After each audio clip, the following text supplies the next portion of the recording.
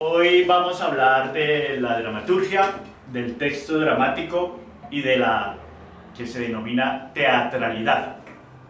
Mi nombre es Pascual Cruz, yo soy director de teatro, dirijo un grupo que se llama Mandala Teatro en Acción. También he escrito algunos textos, por lo general casi todos los directores en algún momento de su vida han escrito textos dramáticos.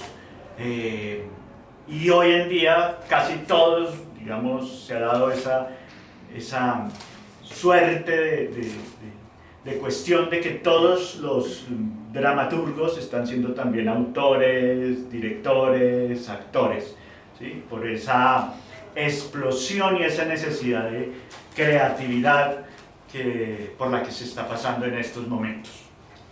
Yo tengo acá unas hojitas que me van a servir de guía, pero mayoritariamente voy a hablarles a ustedes, ¿no? Y pues hace falta que estén acá de frente al presente para que la cuestión fuera un poco más teatral. Sin embargo, ustedes ven que aquí hay toda una escenografía montada, una serie de elementos, y que yo estoy acá en un espacio determinado, ¿sí? En un punto determinado, además, para que la cámara me pueda registrar. Entonces, digamos, esto mismo es ya una cosa muy teatral, ¿sí? De la misma manera yo les estoy hablando a ustedes, pero probablemente no hable así en la vida diaria, ¿sí? Porque estoy en un acto de representación, digamos, o hoy lo llamarían presentación, pero esta distinción entre presentación y representación es un poco difícil de establecer, ¿sí? Y es un quebradero para la sociología, para la filosofía, ¿sí? El problema de presentar y representar. Entonces vamos a empezar. Lo primero que yo quiero que ustedes entiendan y compartan conmigo es que para hacer cualquier actividad artística se requiere de una demanda. Es decir, hay una carencia, como que a uno le falta algo, como que no sabría qué quisiera, ¿sí? Y en el momento en el que me encuentro de pronto con un hecho artístico, me siento pleno, siento que mi ser realmente se ha llenado, y entonces decimos que en ese momento de plenitud, esa necesidad es colmada. Y cuando se va al teatro, entonces otra vez aparece esa necesidad, ese apetito, esas ganas de volver a hacer teatro. O sea, eso es lo que se llama una pasión, ese apetito desmesurado, voraz que tengo para llegar al teatro, en mi caso. Y creo que eso es lo más importante cuando uno quiere ser o escritor o director o ejercer cualquier tipo de actividad artística. Es que haya una necesidad vital, real, ¿sí? Porque como dice Baudelaire, pues el fardo es muy pesado, ¿sí? Y si nosotros no tenemos esa fuerza, ese apetito, entonces es bien difícil. Lo segundo que tengo que decirles es que en el arte no hay preceptivas. Las preceptivas se acabaron casi desde el siglo XVIII. En realidad nunca tuvieron la fuerza suficiente. Si ustedes recuerdan, en la época de Boileau, en la época de Racine, existía, digamos, esas discusiones respecto a si se debía o no se debía conservar las unidades, y sobre todo a la verosimilitud de lo que se está haciendo, porque obviamente el creador se salta las reglas. Entonces, el segundo principio, después de la vitalidad, es la libertad, la anarquía que es necesaria para un artista. Pero esta anarquía no debe confundirse ni con la indisciplina, ni con la dejadez, ni con la ignorancia. Un artista, entre más libre, más necesita conocer y reconocer el mundo a través de diferentes expresiones y sobre todo a partir de la lectura, de leer y leer y leer, ¿sí? Y reflexionar, ¿sí? Entonces, esta libertad también nos da una obligación, ¿sí? La obligación de ser profundos, de ser trascendentes, de ser rigurosos. Que no existen, primero, las reglas, y segundo, que el teatro y ninguna arte es acumulativa, ni actual. Actual en el sentido de que yo debo estar a la moda para hacer teatro. O sea, yo tengo hoy que hacer teatro sin personajes, yo hoy tengo que hacer actos performáticos, tengo que hacer teatro expandido, tengo que escribir prácticamente de manera narrativa. No, no. Si el teatro nace de una necesidad vital, él llama la forma. Y en ese sentido sería absurdo lo que a veces se plantea, no todo el mundo por suerte, pero lo que a veces se plantea de que, por ejemplo, el realismo y el naturalismo del siglo XIX está mandado a recoger, como si eso fuera parte de la historia del teatro. Es decir, es casi como decir que Shakespeare ya no sirve, o que no sirve Racine, o que no sirve Molière, ¿sí? Esto es una idea absurda y falsa, ¿sí? Y hay que tener cuidado con eso, hay que tener cuidado con decir que entonces ya no necesitamos ser actores, sino que necesitamos presentar. No, todo eso es importante, todo se puede hacer, pero no se puede ser preceptivo. No se puede decir esto es mejor o esto es mejor, sino por el contrario, ¿sí? Tenemos que observar, ver y ver sin prejuicios para que las obras pasen y dejemos las discusiones de impersonaje, de teatro expandido, de teatralidad, dejémoselas a la academia. Pero los artistas se olvidan de eso, eso no les importa, ¿sí? A no ser que el artista también quiera ejercer como crítico, porque él también lo puede hacer, ¿sí? Las dos cosas se pueden hacer. Vamos a hablar entonces ahora de una tensión que ha estado presente durante gran parte de la historia del teatro, o por lo menos desde principios del siglo XX, y con el nacimiento de una ciencia que es la semiología. Sobre todo ahí se da esa batalla, y es si hay un texto literario y hay un texto espectacular.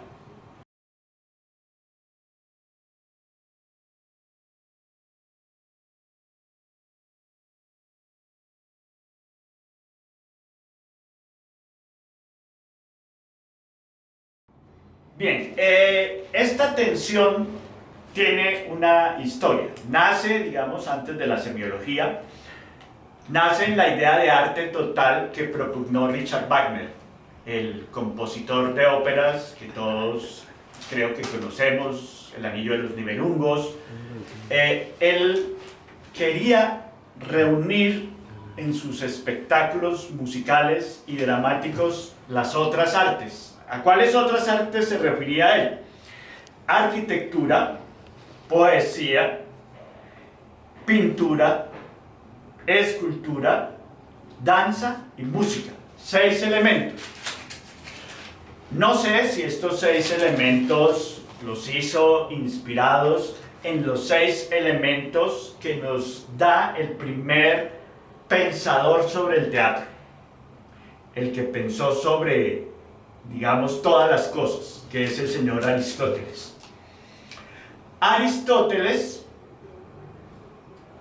planteó, al mirar los espectáculos dramáticos, las tragedias griegas, él se preguntó, bueno, ¿y esto cómo se compone? ¿De qué se compone? Y encontró 6 elementos. Esos 6 elementos son los personajes, el lenguaje, la música, la fábula, el espectáculo y la danza. ¿Sí? Nos perderíamos mucho en tratar de explicarlos, pero lo importante es que él dice lo más... y el pensamiento me faltaba. Y lo importante es que él dice, bueno, de todas estas elementos, el más importante es la fábula, ¿no? Entonces, volvamos otra vez. Entonces estamos con Wagner y decimos, de pronto hay algún tipo de influencia de Aristóteles, no lo sabemos. El caso es que son 6 y 6. Después de él llegan las famosas vanguardias. Las vanguardias llegan con la idea de no romper con nada, sino más bien de preguntarse, ¿sí? Porque las vanguardias son hijas del romanticismo, y en el romanticismo hay una de las frases más importantes dentro de la teoría artística, y es cuando Hölderlin se pregunta ¿qué podemos hacer los artistas en tiempos de penuria? ¿Sí? Lo que nosotros traduciríamos ¿para qué sirve el arte? Y esa es una pregunta que empieza a rondar en todas las vanguardias, y que incluso un poco antes ya, si ustedes piensan en Wilde, en su famoso prefacio en el Dr. Jekyll y Mr. Hyde, él da la respuesta, muy de su manera, ¿no? O sea, él dice, el arte es inútil, ¿sí? Entonces, fíjense, esa idea, lo que hay aquí en el fondo es una pregunta, una pregunta. Las vanguardias están preguntando por el ser de las artes, y dentro de esa pregunta está, por supuesto, el teatro. Y entonces, por eso viene la discusión. Hasta el momento, hasta este momento, el teatro se ha erigido, se ha erigido el texto dramático, ¿sí? Pero el teatro históricamente ha tenido puestas en escena, que llamaríamos, ha tenido otros elementos. ¿Y dónde están? Están olvidados. Todo el mundo habla de los dramaturgos, pero nadie habla de los escenógrafos, nadie habla de los directores, nadie habla de los otros elementos que componen el teatro, la obra teatral. Entonces, lo que descubren estos señores, por ejemplo Meyerhold, es que existe una cosa que se llama obra teatral, donde hay un texto dramático y donde hay otros elementos, ¿sí? Muchos otros elementos, ¿sí? Tadeusz Kołłądź, por ejemplo, habla de 13 elementos que componen el teatro, pues que nos iríamos muy lejos si los desglosáramos, pero lo que él dice es, y cada uno de estos elementos es sígnico, o sea, significa. Esto es muy importante que lo tengamos en cuenta. Cualquier cosa en un acto de representación, ¿sí?, significa. Lo que pasa es que en la performance, como hay una irrupción de la realidad, entonces se parte del principio que si hay una pared, que si estoy en una puerta, pues eso forma parte de la performance, ¿sí? Pero si uno hace ya teatro en una sala determinada, pues las cosas van a determinar, los objetos que están ahí, las estructuras arquitectónicas que hay ahí, van a determinar, van a significar o van a cortar el sentido. Bien, la otra cosa es que esa discusión se extendió, fue tan fuerte que en los años 60 y 70 aparecen las performances, ¿sí? Y aparece lo que salirse de los teatros. Pero esto, digamos, no es que sea de los 70, piensen en el octubre teatral, en todo el movimiento del teatro ruso de comienzos de siglo, para que ustedes se den cuenta de que ellos quisieron salir de la caja cerrada, salir del teatro y irse a otros lados y tumbar los teatros y hacer unos nuevos teatros que nos hablaran, ¿sí?, que nos dijeran, no existe la caja teatral, existe una igualdad entre el público y el espectador. Entonces, por eso ustedes ven ahora que hay, digamos, un mismo nivel, ¿sí? Hay otros teatros donde nosotros vemos que hay diferentes niveles, está el escenario, algunos tienen una fosa, una separación, ¿sí? Pero digamos que el teatro trata de quitar todas esas barreras y destruir eso que Duvignon llamaba la supremacía de la caja cerrada, Es decir, y que es una manera que obliga al espectador como a irse a un punto de fuga que está sobre el escenario, ¿sí? Entonces esa obligación del espectador se rompe en las vanguardias. Claro, también en partes en el teatro se da, por supuesto, porque aparece el cine, y el cine puede mandar diferentes puntos de vista. Puede haber picado, contrapicado, puede haber plano medio, primer gran plano. Puedo utilizar unos teleobjetivos que me aumenten la posibilidad de ver más que lo que puedo ver yo como ser humano. Entonces como que me abre los ojos y entonces ya puedo ver mucho más arriba, mucho más abajo, ¿sí? Entonces eso también se buscó, pero también había otra idea y era sacar ese teatro del espacio cerrado.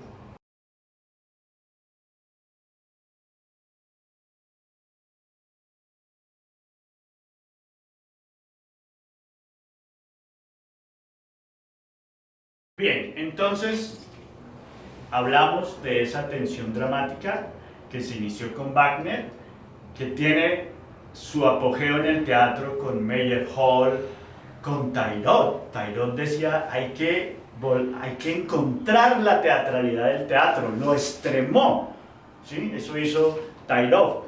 Y eso lleva después a Artaud, que dice, el que todavía esté pensando en dramas escritos, es un tonto, prácticamente es lo que él diría, ¿sí? Y ahora no necesitamos tampoco las palabras ni el lenguaje, basta con la onomatopeya, con el grito, ¿sí? Entonces se pasa, digamos, de que el texto tuviera supremacía a que empieza a tener supremacía el espectáculo teatral, y se llega ya después en un momento determinado a incluso querer borrar el texto dramático, querer sacarlo, ¿sí? Que es un poco lo que van a hacer las performances.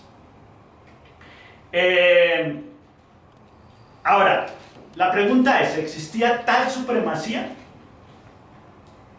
La supremacía se da, digamos, en el nivel académico, o sea, en las historias de literatura, porque las historias de literatura solo nos hablan de los grandes dramaturgos, ¿sí? Nos hablan de Shakespeare, pero del teatro isabelino no queda nada, lo sabemos, ¿sí? Nos hablan de Corneille, nos hablan de Molière, nos hablan de Racine,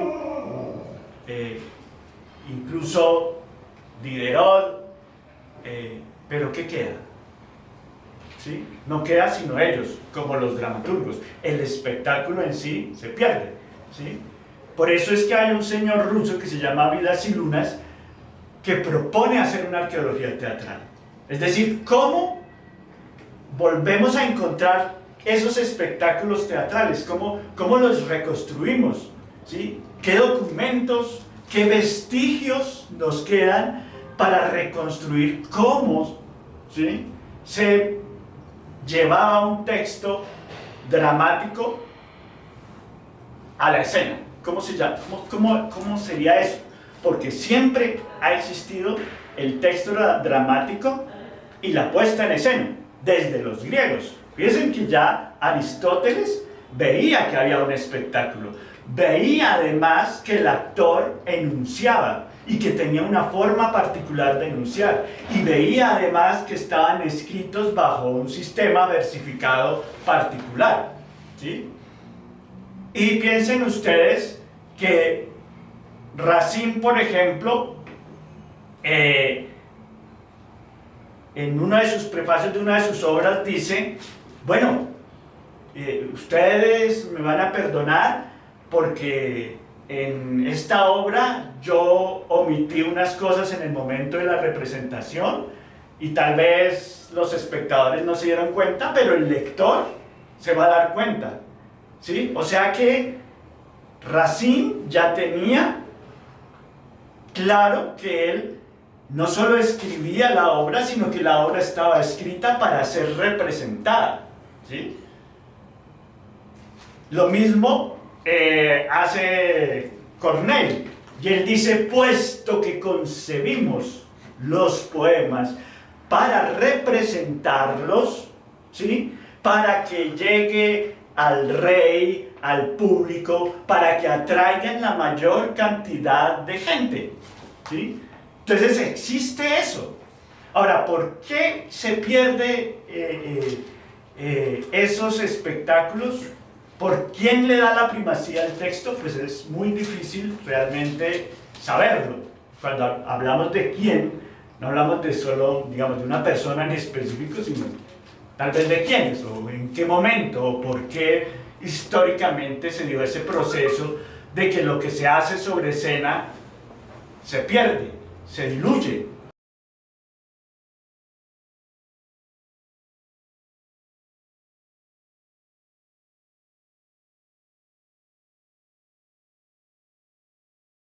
Bueno, fue ya en los años 70, sobre todo, cuando la Escuela de Praga, digamos, piensa qué pasa entre el texto dramático, el texto literario y el texto espectacular. Lo piensa de manera fuerte. Y entonces aparecen Synge, Prochaska, Beltrusky, Mukarowski, indagando alrededor de eso y discutiendo, polemizando alrededor de eso. O sea, Synge decía, no, es que el texto es lo de menos, el texto literario, ¿sí?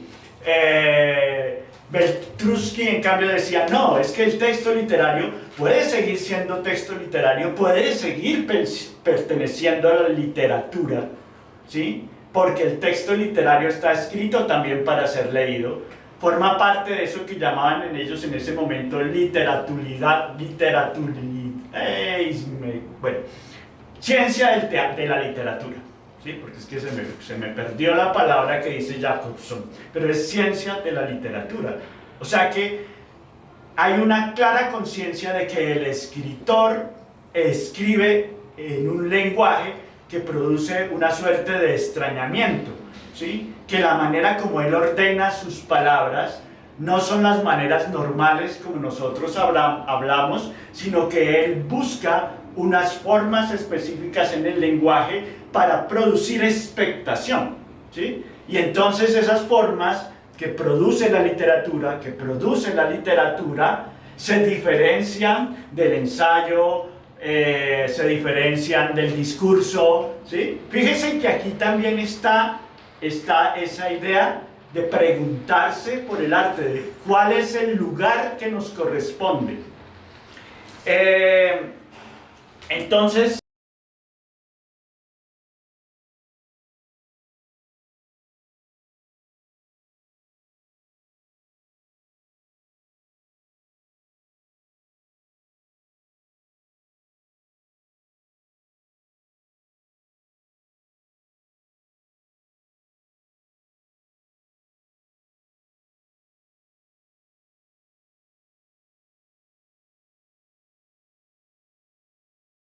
dentro de esta tensión que en realidad es una ubicación, una necesidad de establecer el texto literario que había jugado una preeminencia, ¿dónde iba a quedar?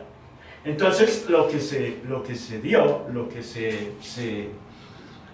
digamos a la conclusión, por si hay alguna palabra que se pueda ajustar, digamos a la conclusión a la que se llegó es que efectivamente el arte, el teatro, es un arte sincrético, es decir, es un arte que recoge distintos elementos, no solo del arte, sino incluso de la sociología, de la filosofía, del ensayo, de la política, ¿sí? Y esos diferentes elementos se fusionan, ¿sí? Cobran, digamos, unidad en el momento en el que se monta un espectáculo teatral, porque todos esos elementos, sin jerarquía, todos en igualdad de condiciones, forman eso que se va a llamar la obra teatral. Y entonces, la puesta en escena empieza a entrar en la historia. Y claro, como la puesta en escena se vuelve importante, es necesario que aparezca el director. Por eso ya desde Goethe empieza a haber una idea de dirigir, de darle consejos a los actores, que luego con los Meiningen, ¿sí?, cobra relevancia, y luego aparece todo el siglo XX, que es el siglo donde el director se erige como la figura principal, ¿sí?, donde el director puede romper los textos, puede adecuarlos, puede cambiarlos, puede desordenarlos, puede cambiar incluso palabras, situaciones, meterle otros textos, ¿sí?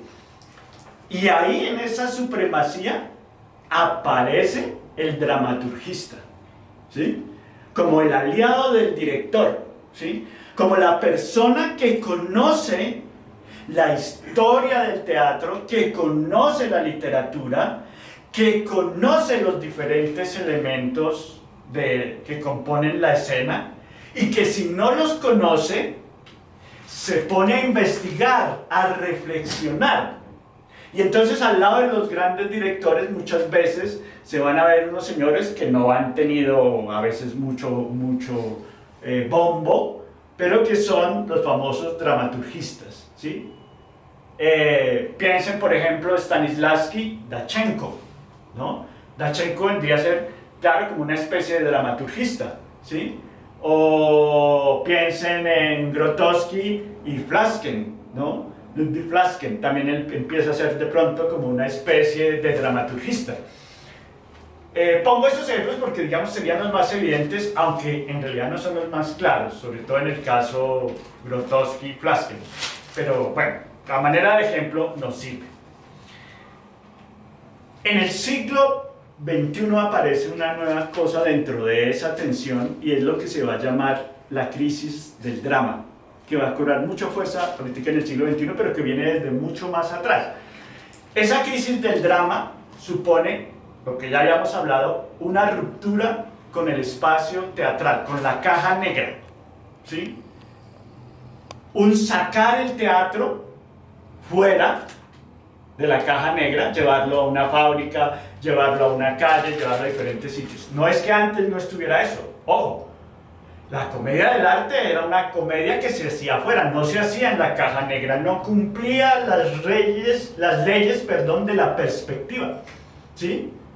O sea, siempre ha existido un teatro que se hace fuera, ¿sí? No es una idea, digamos, novedosa, sino simplemente se recoge, se vuelve a traer, ¿sí? Y por eso en los 70s, fíjense ustedes, cobra mucha fuerza el teatro callejero, ¿sí? Piensen en el Bread and Puppet, ¿no?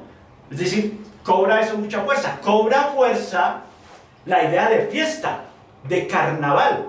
Por eso Bakhtin empieza a pensar y a formular eso de qué sería el carnaval, qué sería la risa, qué sería eso grotesco en el carnaval donde se subvierten todos los órdenes, ¿sí? Todo eso forma parte del teatro, y todo eso forma parte también de esa crisis que enumera el teatro. Pero la crisis del teatro no solo se da con la ruptura de la caja italiana, se da en el contexto del texto literario. El texto literario empieza a perder su forma, como diría más o menos Peter Essondi, empieza a perder su forma, ¿sí? Entonces empiezan a aparecer una serie de escritores, ¿sí? No solo que ya se olvidan de las famosas preceptivas, que hemos visto que nadie les hizo caso, hemos visto, piensen ustedes, que Shakespeare no cumplía esas leyes ni de lugar, ni de unidad, ni de tiempo, ¿sí? En Shakespeare una cosa puede pasar, por ponerlo en términos coloquiales, en Bogotá, y después ya estar en Barranquilla, en la siguiente escena, ni siquiera en el siguiente acto, ¿sí? Y puede en esta escena estar aquí el personaje y luego aparecer en otra escena, y ya han pasado 2 años, ¿no? Esas rupturas ya se daban en Shakespeare y en muchos otros dramaturgos que no son tan conocidos. Pero digamos que el romanticismo inicia, o digamos la secuela del romanticismo, inicia una nueva forma de ver el teatro. Y es, por ejemplo, Maeterlinck, que hace un experimento interesante, que es hacer un teatro estático, un teatro donde los actores no se muevan, sino que simplemente fluya la palabra, ¿sí?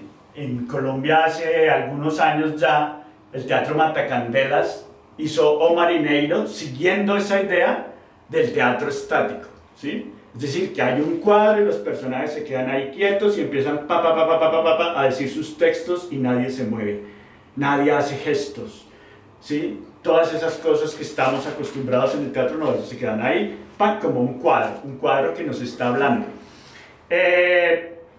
Por otro lado tenemos a Büchner, ¿sí?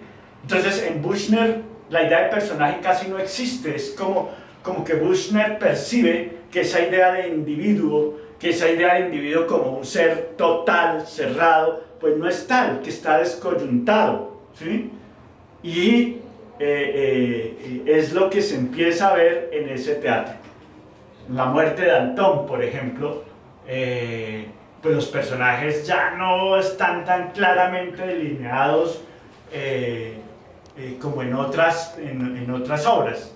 No hablo de Woyzeck porque no sabemos si Woyzeck él la quería dejar así, porque Woyzeck fue una obra que no terminó Büchner, que era genio. Ustedes saben que Büchner también hizo descubrimientos científicos.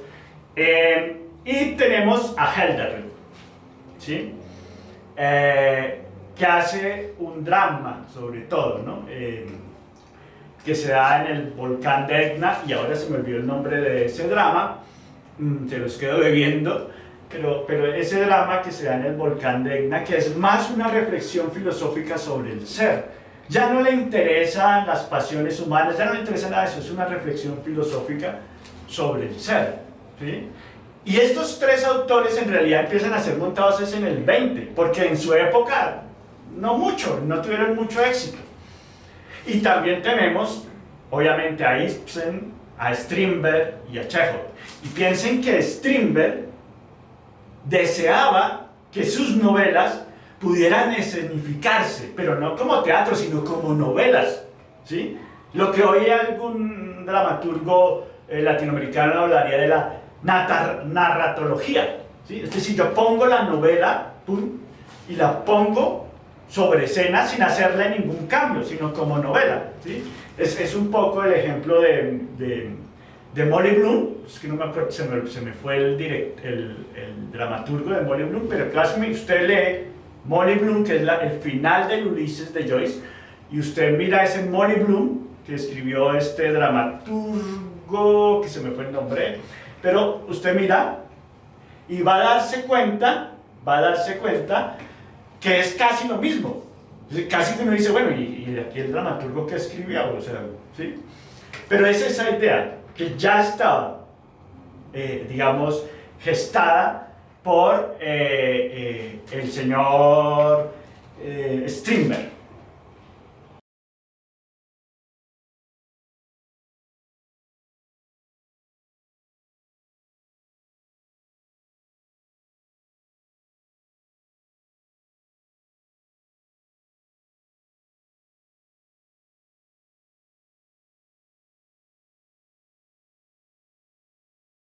Bien, hemos hablado de la tensión que se ha dado entre el texto teatral y el texto literario. Hemos indagado de dónde viene esa tensión. Hemos encontrado que se ha perdido la historia del texto espectacular, o sea, de las puestas en escenas no existen. Hemos visto en todo caso que dramaturgos que están, digamos, bajo la égida de las preceptivas, tienen claro que escriben para un lector y que escriben para poner sobre escena. El caso de Corneille, de Racine, por supuesto Molière, por supuesto todos los dramaturgos del siglo de oro tenían claro que bueno, no, ellos no tan claro, pero sí tenían claro que montaban, y después los textos, en el caso de Shakespeare o en el caso del siglo de oro español, Lope de Vega, Calderón, los textos después los recogían, porque los textos en realidad eran hojitas, los textos dramáticos eran hojitas que le daba al actor, por decirlo así. Yo le doy esta hoja donde está su personaje, y aquí en esta hoja donde están sus réplicas, y aquí usted esta hoja, y nos fuimos, ¿sí? Y entonces ellos empezaban a montar, y sobre la escena se les iban ocurriendo cosas. Entonces decían, ¡uy, no, vamos a hacer tal cosa, vamos a hacer tal otra vaina! Y eso, digamos, también se pierde en el momento en que esos textos se recogen, porque lo que se recoge son las hojitas, ¿sí? Entonces todas esas cosas que de pronto hoy vemos como novedosas, de que yo voy haciendo la obra y voy escribiéndola al mismo tiempo, pues es viejo, ya en el siglo de oro estaba, incluso el teatro isabelino funcionaba así. Lo que es claro es que se perdían muchas otras cosas que ahora, gracias a este medio, por ejemplo, se mantienen, ¿no? Es decir, ya podemos registrar esos momentos y pueden quedar y pueden formar parte incluso del mismo teatro, ¿sí? Porque eso también existe, que yo grabe el ensayo y en el momento en el que estoy en la representación, pongo el ensayo sobre, digamos, una proyección, ¿sí? Eso lo puedo hacer, eso lo han hecho, ¿sí? Bien, ahora entonces hemos dicho que se ha llegado a una crisis que también se da en el campo literario. No solo vino el querer afirmar la escena como tal, el rescatar los elementos que son propios de la puesta en escena, sino que el drama mismo empieza a entrar en conflicto, ¿sí? O sea, es lo que se llama la destrucción de los géneros. La idea de géneros dramáticos nace, digamos, con Aristóteles, que ya hacía la división entre música, entre danza, entre teatro, y luego eso se va desarrollando. Tenemos así, digamos, como una especie de línea que viene de Aristóteles, Hegel, ¿sí? Hegel da dos elementos que van a ser importantes en el teatro, y es que el teatro lo mueve la acción, y eso, digamos, va a formar parte de la idea que se tiene al momento de analizar textos dramáticos para la puesta en escena, y es que los textos dramáticos tienen acción. Digamos, a ver un momentico eso. Y luego viene Emil Steiger, y Emil Steiger es digamos, el último que trata de proponer géneros dramáticos, ¿sí? Y un alumno de Emil Steiger, Peter Sondy, es el que va a dar un libro que en Colombia está siendo muy famoso, que es La crisis del drama moderno. Y de Sondy también, pues ahí está Avirachet, digamos, relacionado, y que habla de la crisis del personaje moderno, ¿sí? Hasta llegar, digamos, como a las ideas de Sarrasak y a las de Lehmann, ¿sí?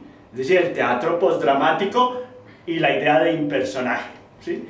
Digamos, nos toca así un poco concentrado y muy por encima, porque cada una de estas cosas, desde la tensión, desde todo lo que hicieron los checos para encontrar esa obra total, por decirlo así, hasta las propuestas de Tairot, de Meyerhold, de Popova, pues eso, diría, da horas y horas y horas de estudio, ¿sí? Y todo el movimiento teatral de las vanguardias, incluso ahí, por ejemplo, no se le va quedando la importancia de Appia, ¿sí? La importancia de Gordon Craig, ¿sí? Entonces, todos, digamos, es un movimiento que ha sido tan fuerte, ¿sí? Tan poderoso y lleva tantos años, que condensarlo en unos pocos minutos nos toca hacer lo que estamos haciendo, así como apelmazado, ¿sí? Yo por esta razón voy a intentarles dar una pequeña bibliografía, pero antes de eso, o a la par con eso, vamos a entrar a una cosa que se llama el texto dramático. ¿Qué entendemos por texto dramático? Yo hice una pequeña definición que vamos a leer, y decimos que el drama, ¿sí? Drama viene de drao, que es acción, ¿sí? Y tiene otra cualidad, y es que esta acción es urgente, tiende al final, ¿sí? Y lo que mueve el drama, esta acción, son los conflictos. O sea, dos ideas encontradas que al estrellarse, para ponerlo así gráficamente, crean como un remolino que lleva a otra cosa. Y eso nuevamente produce otro estrellón y lleva a otro remolino que lleva a otra cosa. ¿Sí? Así gráficamente se los pongo. Pero lo lindo de esto sería analizarlo con unos textos dramáticos. ¿Sí? Y es un ejercicio que yo les voy a proponer, que ustedes, si quieren, pueden hacer en su casa. Pero es bien interesante, por ejemplo, mirar cómo era la dramaturgia los dramas, perdón, de Griselda Gámbaro, por ejemplo, Mala Sangre. Mirar, por ejemplo, Angélica Lidl, ¿sí? Los peces salieron a combatir. Mirar a Javier Duarte, Criminal. Y mirar a un colombiano, José Manuel Freidel, con La Bella Otero y otras desdichas. Hay un hilo conductor que es la violencia, ¿sí? Hay otro hilo conductor que son de autores nacidos después de mediados del siglo XX hasta llegar a autores muy jóvenes, ¿sí? O más o menos jóvenes, como Angélica Lidl o Javier Duarte, ¿sí? También sería, por ejemplo, interesante ver un manifiesto del teatro, que es el que hace para Luis de Funes Valeri Novarina, ¿sí? Entonces, digamos, como no podemos hablar de todos ellos, si ustedes le echan una mirada a esto, ustedes van entendiendo el espesor del teatro, del drama, de la obra literaria, porque aquí estamos solamente en la obra literaria. Miren también, por ejemplo, a Mahdi Mowat, un poco de palestino, Incendios, que hay una película, ustedes saben, creo que es una obra de teatro. Además que él va a terminar odiando porque en una entrevista decía que todo el mundo le habla de Incendios y que sus otras obras, ¿qué? ¿No? Pero me parece que si nosotros miramos estas obras, vamos a entender el punto en el que está el texto dramático en estos momentos.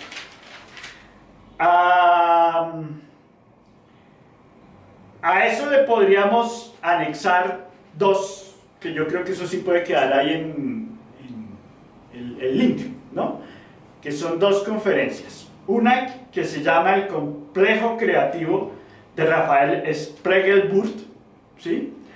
Es bien interesante porque, por un lado, él hace una reflexión sobre Lehmann y por el otro lado, él une el teatro con una teoría científica, con el caos. O sea, une su dramaturgia, ¿sí? Su manera de concebir el teatro con la teoría del caos. Entonces es bien interesante ver esa idea de este dramaturgo, que también, como les decía, es director, es actor. Hace poco salió una película donde él era actor, en base a una novela de un señor que se llama Di Benedetto, Sama creo que se llama esa película. Y por otro lado, entonces, ver el proceso de escritura creativa de Mauricio Cartum, ¿sí? Aquí también es interesante porque si yo tengo como cierta deseo de escribir, a mí me parece que es una buena introducción y él pone unos ejemplos y además es una persona bastante juguetona, digámoslo así, ¿sí? Y bastante contestataria, ¿no?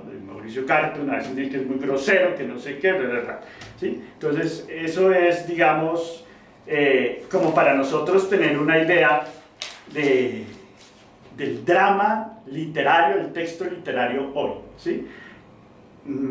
Ya ahorita miramos que en la teatralidad eso se destruye, no quieren saber nada del texto literario.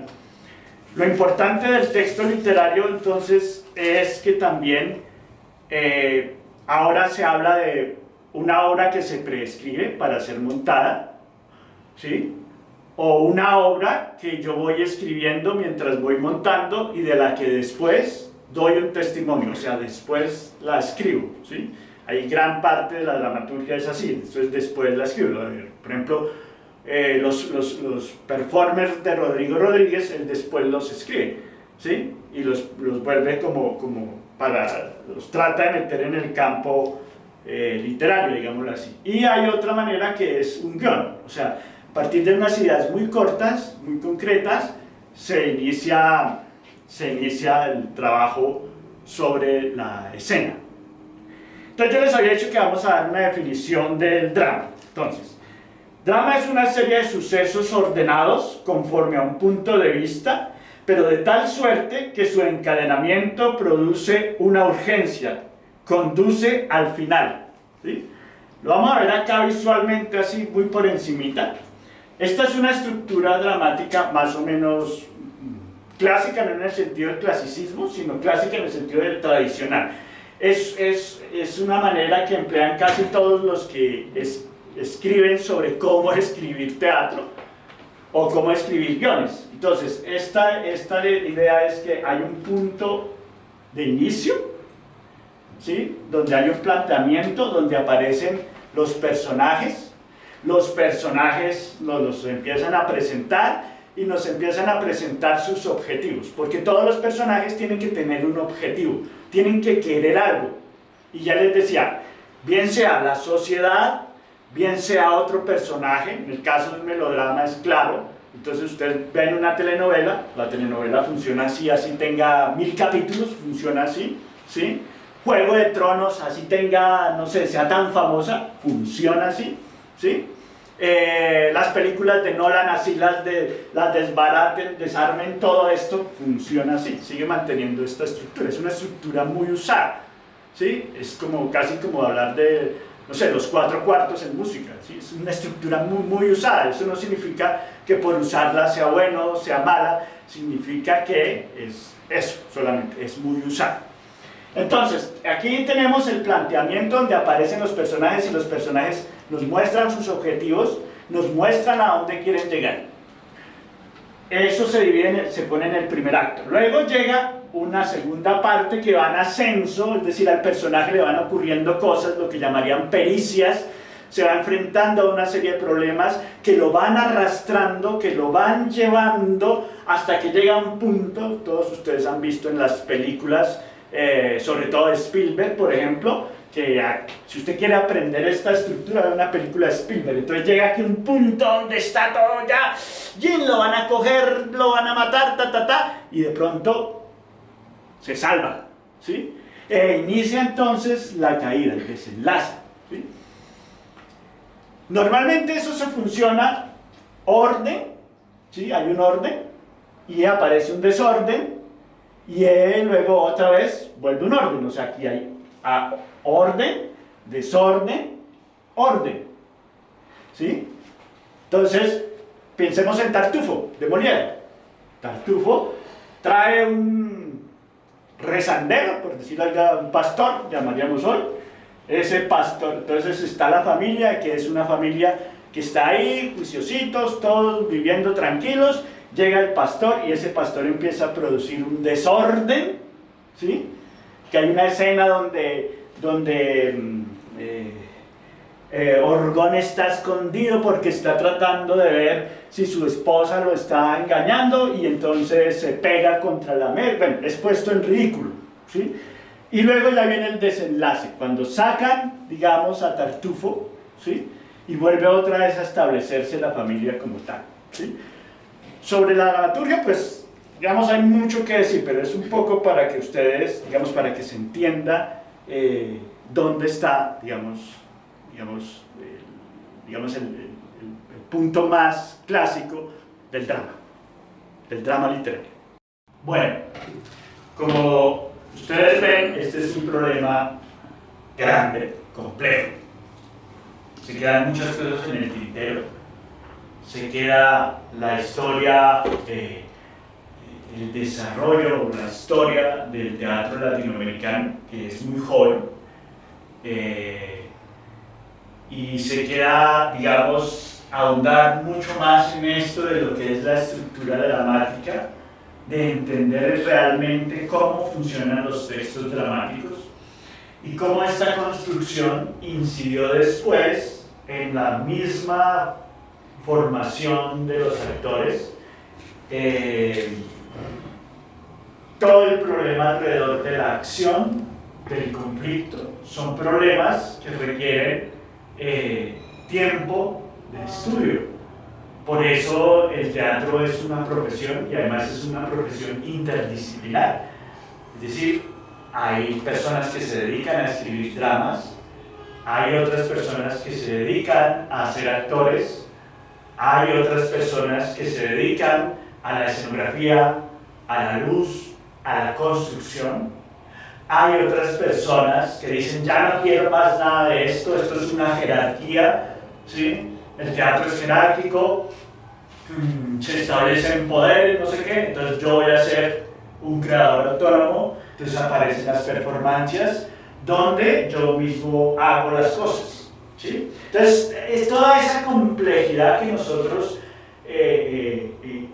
tratamos de resumir apretadamente, apelmazadamente, y que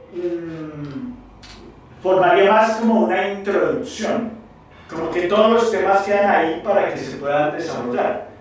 Y acá fíjense, porque me acabo de acordar de eso, acá fíjense que aquí ahí dice partida, descenso, llegada, que es la idea de Rudy Bolger, en un texto que más adelante les voy a anunciar, en el que él toma el héroe de las 1000 caras, saca esa estructura del héroe de las 1000 caras y crea un sistema de escritura. Bolger es el que, digamos, fue uno de los dramaturgos de El Rey León. Ustedes saben que El Rey León tuvo que ver con Hamlet. Obviamente mucha gente, digamos, que conoce a Shakespeare detesta esa versión, pero bueno, eso es otro paseo, que es el paseo de las adaptaciones, que es otra complejidad. ¿Si es posible adaptar un texto dramático al cine? ¿Eso cómo se puede dar? ¿Sí? Y usted ve la complejidad desde los montajes de Wells, ¿sí? A los de Kurosawa, a los que hacían los ingleses con Sir Laurence Olivier, ¿sí? A las propuestas de Hollywood. Ustedes ven que hay también esa reflexión de cómo podemos montar las obras de teatro, que obviamente ya dejan de ser teatro, porque también nos falta, digamos, dentro de la dramaturgia, dentro de este problema de los textos dramáticos, también está el problema de entender qué es el teatro, que por ejemplo se nos quedó ahí. ¿Qué es lo que hace el teatro diferente, por ejemplo, del drama? ¿O qué lo haría diferente del performance? ¿O qué lo haría diferente a un actor de cine, a un actor de teatro? ¿Qué haría diferente que una representación esté mediada por una cámara, ¿sí?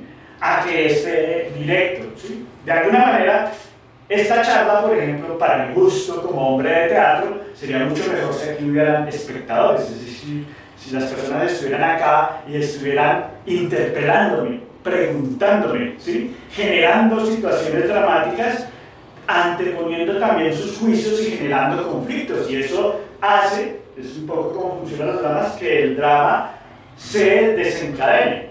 Y volviendo entonces a lo de Bolger, entonces Bolger toma esos elementos, ¿sí? Del héroe de las 1000 caras, que es de Joseph Campbell, uno de los grandes mitógrafos de mediados del siglo XX, y entonces él dice, bueno, aquí hay un momento de partida donde el héroe parte, hay un momento donde el héroe desciende a algún sitio y hay un momento donde el héroe llega, pero se sigue y cada una de estas cosas él las va partiendo, pero se sigue la misma estructura. Eso es lo que quería mostrar acá, la misma estructura de 3 está ahí, ¿sí? No es la única estructura en el teatro, hay unas estructuras en 5. Los textos dramáticos se han dividido en actos y en escenas. Esas son unas divisiones, en algunos casos son divisiones arbitrarias y en otros casos son divisiones necesarias. Las escenas son las entradas y las salidas del personaje del escenario, ¿sí? O de la situación dramática, ¿sí?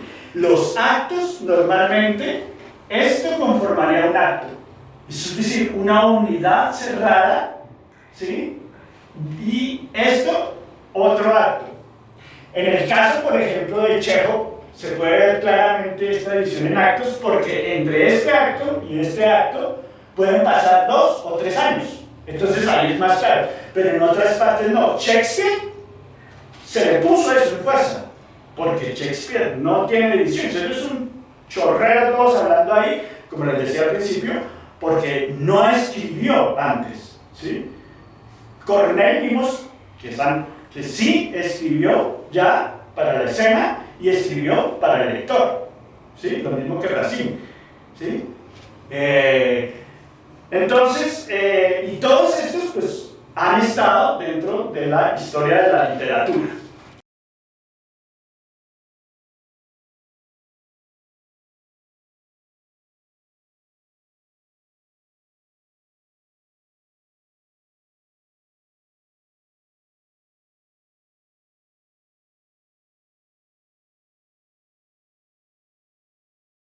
Entonces, tenemos que existe la obra teatral, que la obra teatral se compone del texto literario y del texto espectacular, o sea, de la puesta en escena, ¿sí?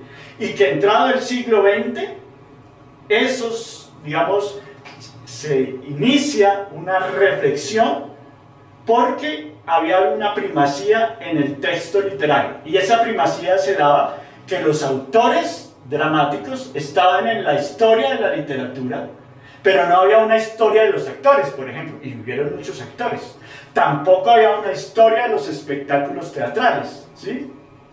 Entonces viene esa reflexión por un lado, y por el otro lado los grandes creadores, sobre todo rusos, como Meyerhold, como Tairov, quieren crear formas que superen o que se condensen con los textos literarios, ¿sí? Y por otro lado vienen todas las indagaciones que hacen los estructuralistas, la Escuela de Praga, por otro lado Roland Barthes, Roman Jakobson, sobre el ser de la obra teatral. Y es lo que después se va a llamar la semiología teatral. Es a donde va a llegar Anne Westphal y va a decir, el teatro más que leído es oído, ¿sí? Es un poco también lo que va a decir Del Toro, e incluso Ortega y Gasset va a decir eso, ¿no? O sea, el teatro no es solo leer, sino que el teatro es oír, y más que oír, dice Ortega y Gasset, es ver, ¿sí? Entonces, todo eso, les dije, llega a un momento de crisis. Esa crisis se da por un lado en la crisis que se dan en los textos dramáticos, que se inicia por allá con Maeterlinck, con Hölderlin, y que llegan hasta Beckett, ¿sí? Pero eso no significa que el texto literario se haya acabado. El texto literario continúa gente sentándose a escribir. Y por otro lado, llega unas nuevas maneras de ver el teatro, que es la teatralidad. ¿En qué consiste la teatralidad?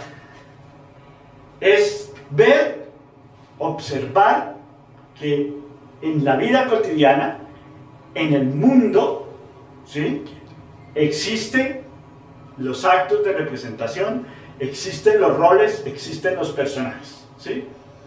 En el teatro, el teatro en la vida de un ruso que ahora se me perdió el nombre, Ebreinov, en el teatro en la vida, en Ebreinov, él empieza a preguntarse eso, o sea, la vida también tiene teatro, los animalitos hacen representaciones, ¿sí? Las abejas hacen representaciones. Y luego viene un sociólogo, ¿sí?, muy importante, que es Erving Goffman, y Erving Goffman, así empieza, además la presentación en la vida personal y colectiva, dice, yo llegué a ver un espectáculo teatral y me di cuenta que lo que pasa sobre el escenario pasa en todos nuestros actos cotidianos y que yo tengo maneras de presentarme ante un grupo social que son maneras distintas de presentarme ante otro grupo social. Es decir, toda mi fisicalidad cambia, mi enunciación cambia, ¿sí?, mi postura corporal cambia. Entonces, si yo estoy con mi familia, cumplo un papel. Si yo estoy con mis amigos, cumplo otro papel. Si yo estoy frente a una cámara dándomelas de académico, cumplo otro papel. Entonces, eso, digamos, así de manera un poco grosera, es lo que se dio cuenta Goffman, ¿no? Y todo eso va a llevar a todo ese camino de la sociología, ¿sí? Pasando por Schutz, todo eso va a llevar a un camino de la sociología, de esa mirada de la vida social como teatro. Entonces, por eso ahora se habla también de la representación de la guerra, ¿sí? Y en Colombia, por ejemplo, está ese trabajo de María Victoria Uribe, que habla precisamente de eso, ¿sí? De cómo el hecho de que usted no solo lo mataran, sino que lo cortaran, le pusieran un palo en la boca cuando lo mataban, cómo todo eso forma parte de una representación para crear miedos, ¿sí?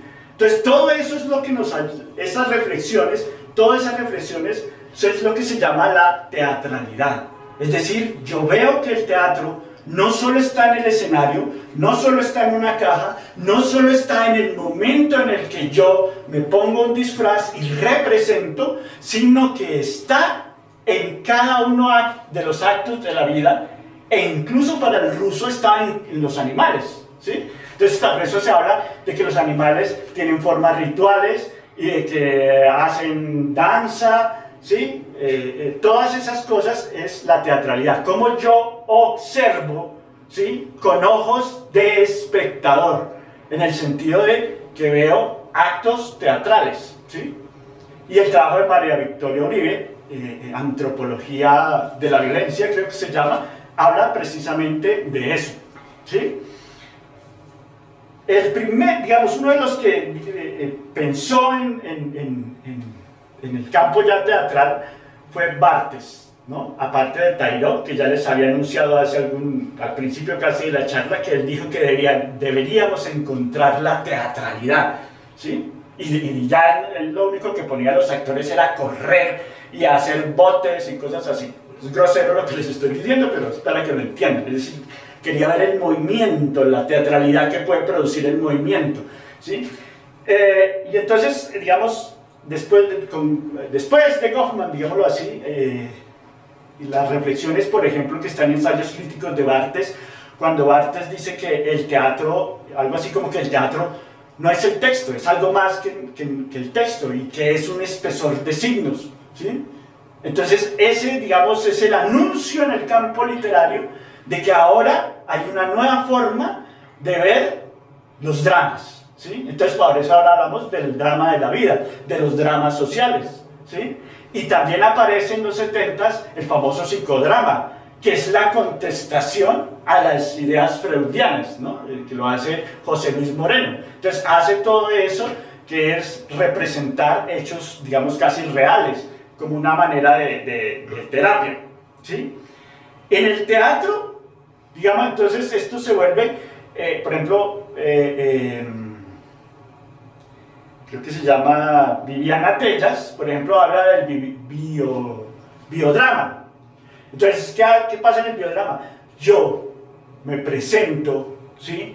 Como Pascual y empiezo a presentar mi vida, ¿sí?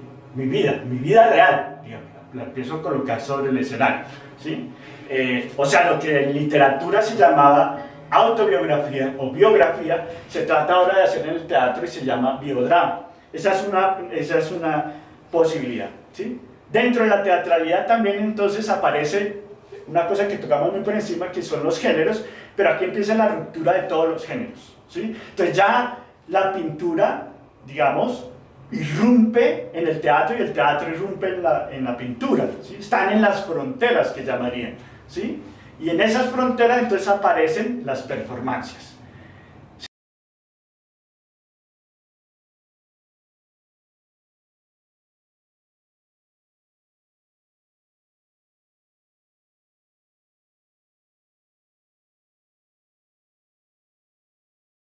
Y decíamos entonces, tenemos la obra, el texto literario, el texto dramático, la teatralidad, y que el dramaturgo aparece cuando cobra fuerza, recuérdenlo, el texto espectacular, porque el dramaturgo es el que va a estar acompañado con el director, o el director mismo funge como dramaturgo, y entonces él puede romper la obra, meterle otros textos, ¿sí?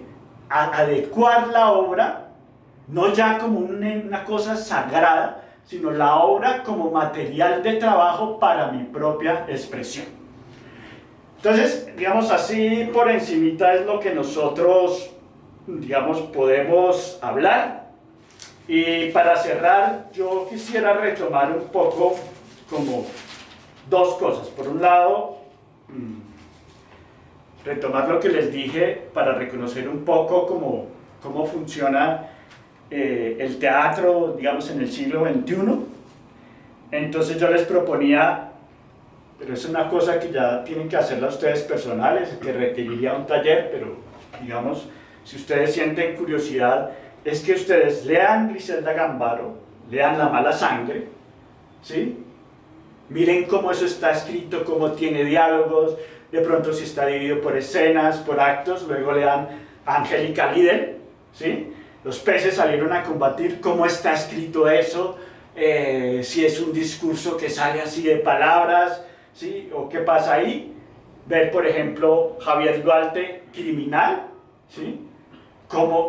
Y voy comparando lo que hace Griselda Gámbaro, lo que hace Angélica Lidl, lo que hace Javier Duarte, lo que hace en Colombia José Manuel Freidel.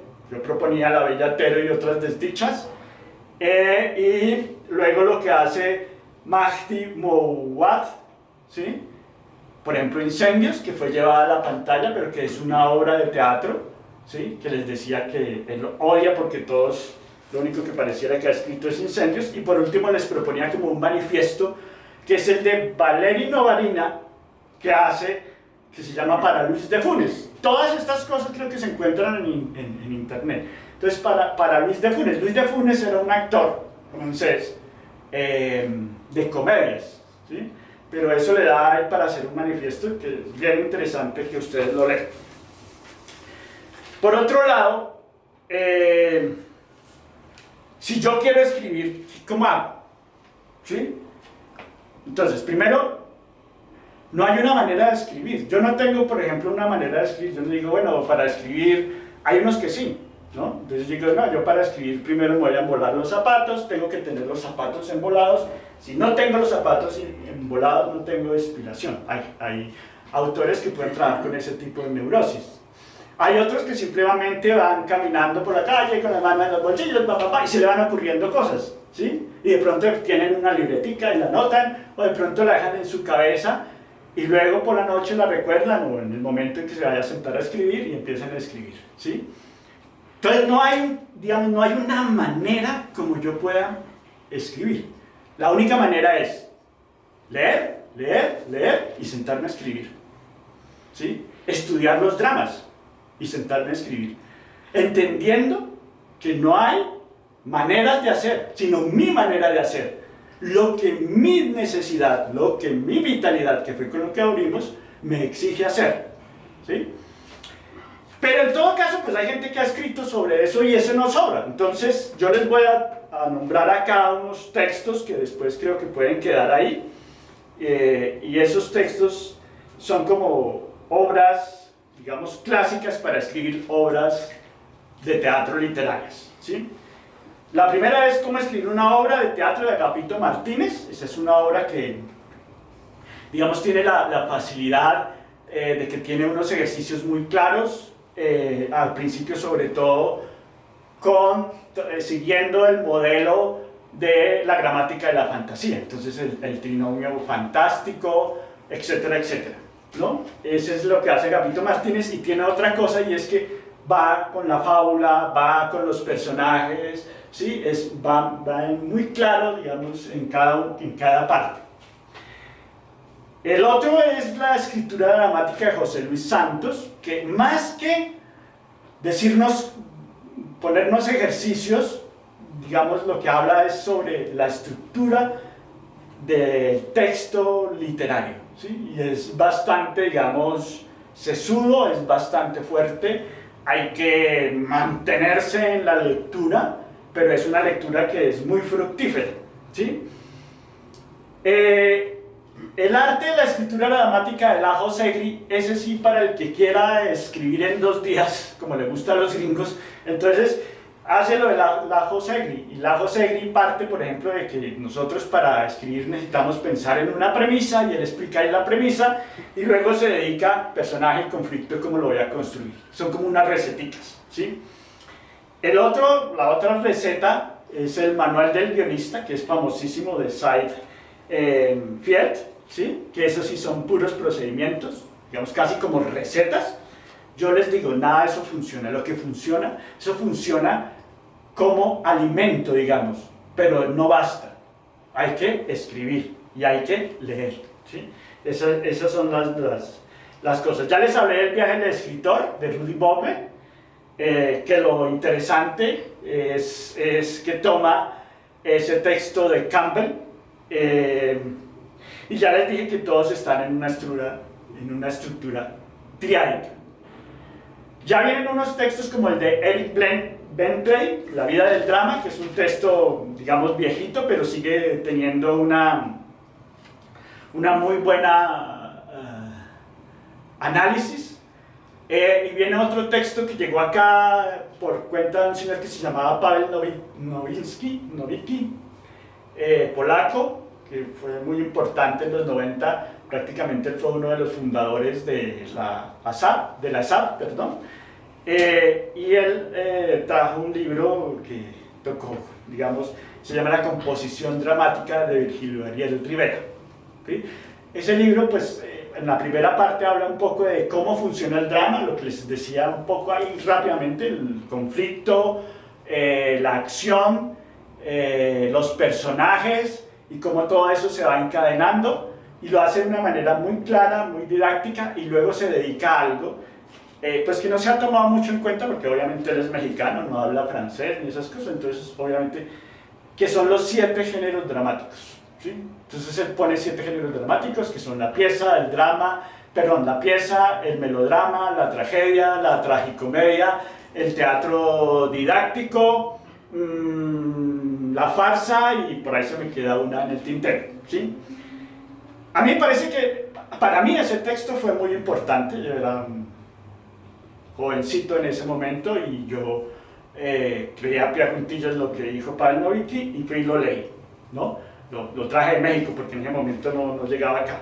Entonces para mí es un texto que hoy en día puedo mirarlo de pronto un poco más críticamente, pero para mí fue muy importante y creo que sigue siendo muy importante. De hecho, la carrera de la SAP está fundamentada en ese libro, ¿no? En los géneros dramáticos. Bueno, o estaba, porque no sé si ya cambiaron eso. Para la dramaturgia, para que yo sea dramaturgo, pues obviamente lo que tengo que hacer es ver obras de teatro y descomponerlas, ¿sí? Hacer lo que les decía que hacía este ruso, Vidas y Lunas, una arqueología teatral. Es decir, descomponer todos los elementos del drama, tener esa capacidad de desarrollar mi visión, ¿sí? Para descomponer. Y aparte de eso, pues yo podría leer a Meyerhold, a Tairot, que tiene un manifiesto sobre la teatralidad, obviamente el teatro y su doble. Recuerden que hay una anécdota frente a eso, porque Artaud vio una pelea en la calle, digamos, desde la ventana, y dijo, eso es el teatro, eso, ahora el teatro es eso, la vida real, ¿sí? Obviamente también entender todo el octubre teatral, cuando salen los directores rusos a las calles, cuando Popov monta ese espectáculo de 2.500 actores y monta escenografías afuera casi tan grandes como unos edificios, y cuando Eisenstein va a las fábricas y trata de meter también pequeñas películas, ¿sí? Y que llega un momento, hay un manifiesto famoso donde Eisenstein dice, no, yo dejo el teatro, porque el teatro no me puede dar lo que yo quiero hacer, y lo que yo quiero hacer me lo da el cine. Él tiene ahí un manifiesto sobre eso, el señor Eisenstein. Y ya para el momento actual estaría, digamos, ese texto que es muy cortico, que se llama Pensar la teatralidad, de Óscar Conagro, y como una especie de manifiesto que se llama El teatro en el campo extendido, de José Antonio Sánchez, ¿sí? Que, digamos, se agarra, digamos, mucha gente de la academia de esos textos para hablar de eso que se está hablando ahora, de la teatralidad, de todas esas palabras que están corriendo por ahí, como dispositivo, estados fronterizos, biodrama, performancias, Deleuze, Rancière, todas esas cosas que el impersonaje, que un creador debe, si quiere, entenderlas, explorarlas, pero si no, no lo necesita hacer, porque ya el teatro no es ciencia, no es un conocimiento acumulativo, no tiene que ver nada con eso. El teatro que se hace hoy en día no es mejor que el teatro que se hacía en la época de Grecia, ¿sí? Y es más, ¿qué dramaturgo puede decir que es mejor que Shakespeare, o que Molière, o que Racine, o que Corneille, o que Calderón, o que el desmesurado Lope de Vega, que escribió? Yo creo que nadie ha escrito obras como Lope de Vega, ¿sí? Bien, eso era, digamos, como lo que, la invitación a que, pues a que si yo quiero estar dentro del drama, ya sea como escritor, como lo que llamaríamos un dramaturgo, pues vea que esto es muy complejo. Lo mismo si quiero ser un dramaturgista, me doy cuenta que esto es muy complejo, y lo mismo si quiero ser un performer, me doy cuenta que la historia del performer se inició, es decir, los dadaístas. Recuerden ustedes allá a Hugo Ball con esa cosita así puesta, mandando palabras inconexas y presentándolas, esas palabras inconexas. Eso es lo mismo que ahora estamos haciendo, no hemos salido de ahí, no ha existido un genio que nos lleve a otro lado, o tal vez es cierto y se agotaron las formas, no lo sabemos. Bueno, gracias.